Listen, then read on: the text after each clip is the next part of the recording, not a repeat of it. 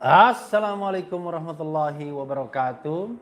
Sobat RH sekalian, jumpa lagi kita di channel yang keren ini. Keren cadas. Rupanya mejanya digebrak nggak bunyi ya. Sobat RH sekalian, wah, rencana pulang hari Sabtu, Minggu, Senin, rupanya besok insya Allah ya. Walaupun orang rumah sudah protes, tetapi memang ada kegiatan-kegiatan yang sayang kalau dilewatkan, dan juga kita bisa tetap ambil video Sobat Era sekalian ya. Selamat pagi, kita ngopi masih di Resort Swarga ya. Ini bukan endorsement karena kebetulan saja ada acara kegiatan di sini ya. Dan kita mau take satu video Sobat Era sekalian. Pernyataan dari Antony Budiawan, keras ya, data bodong semua, Indonesia di jurang kehancuran, dia bilang begitu. Coba kita lihat ya, klaim Menteri Koordinator oleh Republik Merdeka ya, online. Klaim Menteri Koordinator Kemaritiman dan Investasi Marves Luhut bin Sarpanjaitan terkait dukungan Arab Saudi terhadap pembangunan ibu kota negara IKN baru mendapat kritikan. Luhut dinilai tidak memiliki kapasitas membangun Indonesia. Managing Director Political Economy and Policy Studies, Antony Budiawan, mengatakan Luhut tidak memiliki kapasitas dan nampak berhayal dalam menjalankan agenda pembangunan. Ia juga menyebut Luhut kerap menggunakan data bodong yang justru menjerumuskan Indonesia di ambang kehancuran. Tidak kapasitas, berhayal tinggi, data bodong semua, Indonesia di jurang kehancuran. Demikian cuitan Antony dalam laman Twitter pribadinya minggu yang lalu ya. Coba dilihat Antony Budiawan. Antony kemudian mengungkapkan sebuah fakta saat Luhut berbicara banyak terkait investasi IKN melalui lembaga pengelola investasi atau Sovereign Wealth Fund SWF, yang terjadi justru SoftBank mundur dari rencana investasi di IKN. SoftBank, bank dari Jepang. Bagaimana SWF, lembaga pengelola investasi, bicara besar, hasil masih nihil. SoftBank lari, Saudi Arabia dikejar, mau investasi di IKN, rakyat mau dibodohi lagi, kritik terbuka Antony.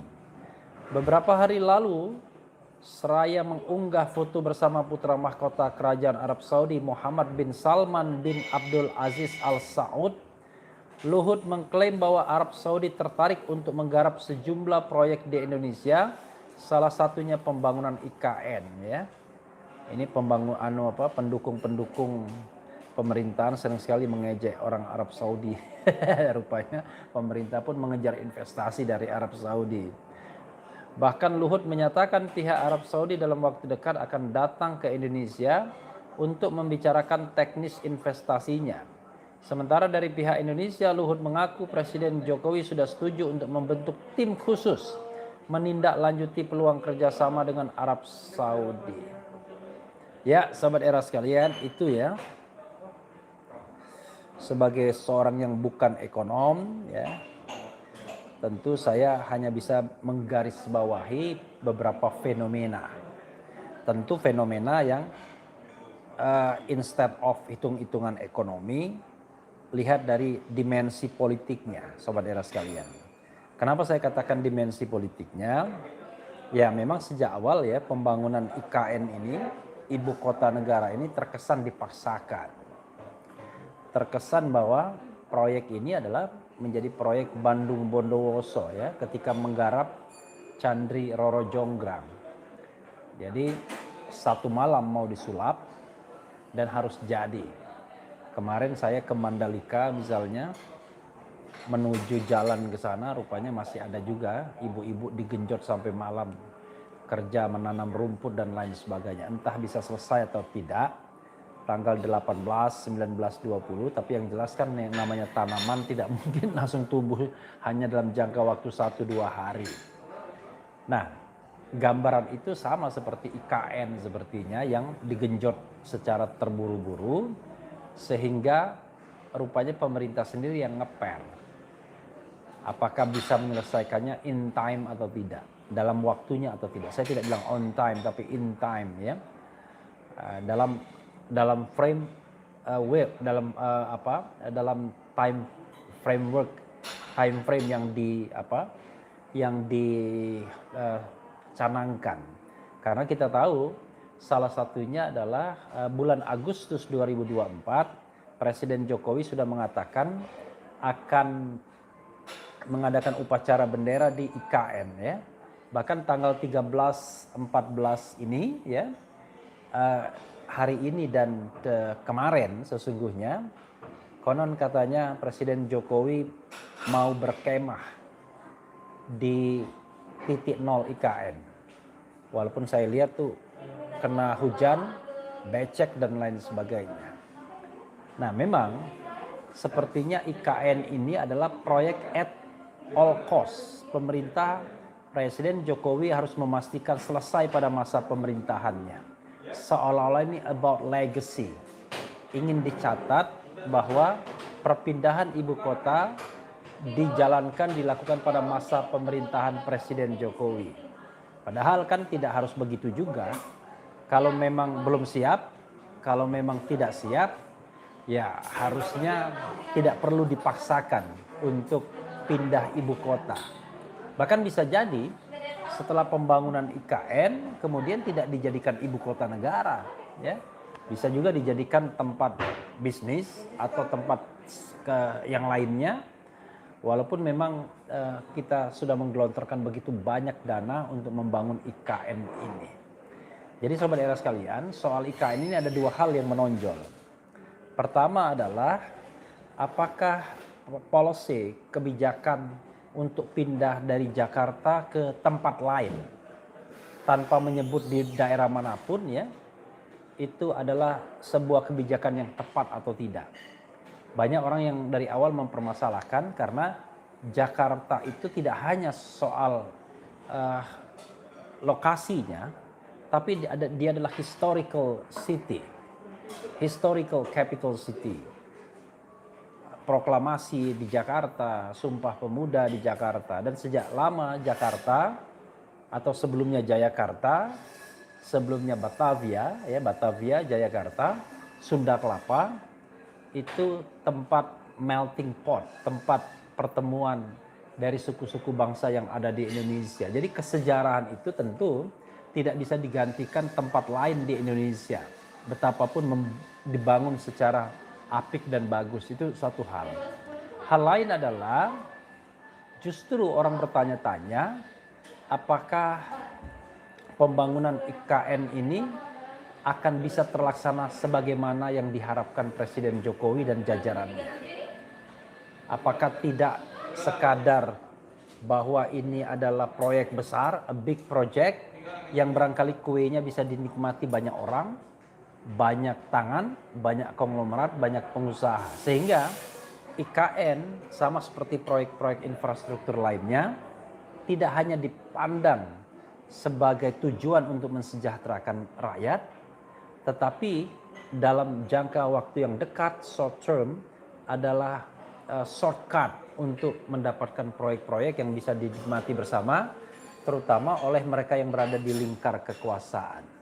Termasuk juga attract investasi dari luar negeri yang juga bisa dinikmati oleh orang yang menjadi broker dari investasi tersebut. Karena akan banyak sekali profesi yang bisa dihidupi dan rata-rata menengah ke atas.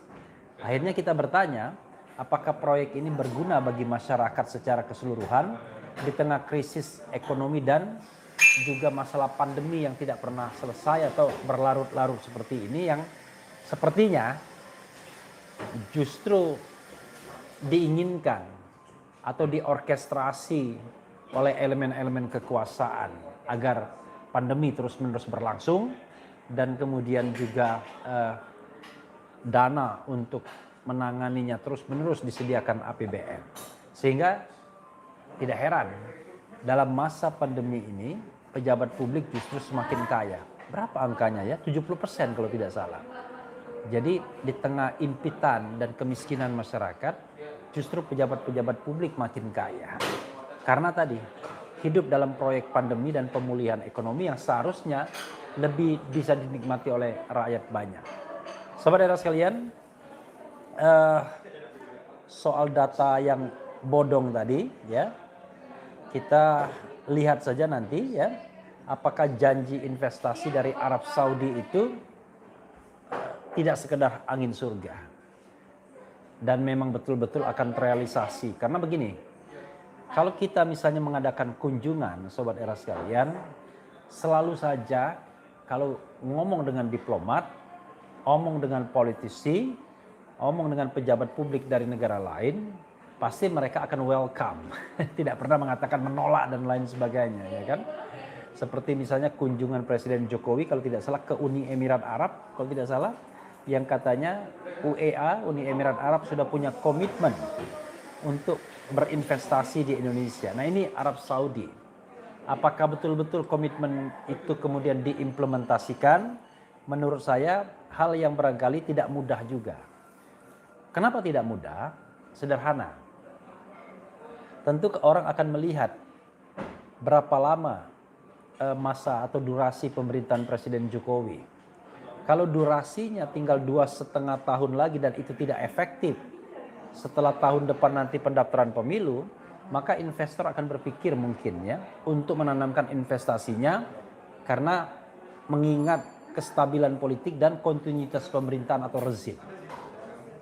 Yang kedua, kondisi de facto Indonesia dalam menghadapi gonjang-ganjing politik itu juga pasti akan diperhitungkan. Makanya dalam sisa masa pemerintahan ini dan kemudian sebentar lagi akan menjadi lame duck office, saya pribadi bukan khawatir ya, lebih mempertanyakan apa iya investor luar negeri tertarik untuk menanamkan investasinya di Indonesia, termasuk di proyek IKN ya. Kalau memang iya, alhamdulillah tentunya ya, karena tujuan kita memperingatkan itu bukan kemudian agar gagal, tapi sekedar memberikan refleksi atau misalnya persiapan plan B kalau seandainya janji-janji muluk itu tidak terrealisasi. Sobat RH sekalian, coba kita lihat sedikit komentar Sobat RH terkait dengan hal ini ya. Saya buka handphone Sobat RH sekalian. Terima kasih yang sudah bergabung ya. Misalnya dari Teguh Santoso, IKN ini akan menguras perhatian publik dan uang. Bisa dipastikan APBN adalah satu-satunya sumber pendanaan pembangunan IKN. That's the point yang kita khawatirkan. Kenapa begitu? Awalnya diharapkan, ya, dipikirkan, kemudian diekspektasikan akan ada investasi asing. Dan ada optimisme bahwa IKN tidak dibangun dengan APBN. Swasta yang akan berpartisipasi, termasuk juga investasi asing. Tapi sekali lagi, orang kan tidak sebodoh itu untuk menanamkan uangnya. Kalau janji manis di depan ya biasa saja, namanya diplomat ya. Kemudian katakanlah counterpart di negara lain dan lain sebagainya. Maka kemudian ambisi itu hanya bisa direalisasikan dengan APBN sebagai satu-satunya alternatif terakhir kalau seandainya janji investasi itu memang tidak terpenuhi. Ya, termasuk juga barangkali sekali lagi berutang ya, dan itu misalnya mengeluarkan lagi surat utang negara dan lain sebagainya atau instrumen keuangan lainnya.